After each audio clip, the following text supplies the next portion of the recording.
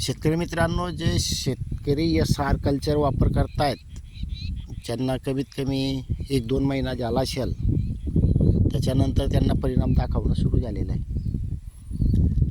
आता समजा गाजर गवत आता हे कसं काम करतं हे पण दाखवतो आपण. हे बघा गाजर गवत किती मजबूत आहे.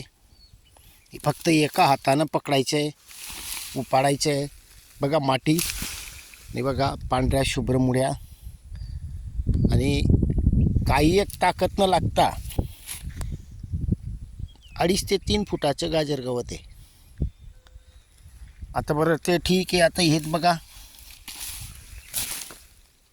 माती आपल्या याला चिटकतच नाही आहे, अनुरेणू मोकळे झालेले आहेत पूर्ण.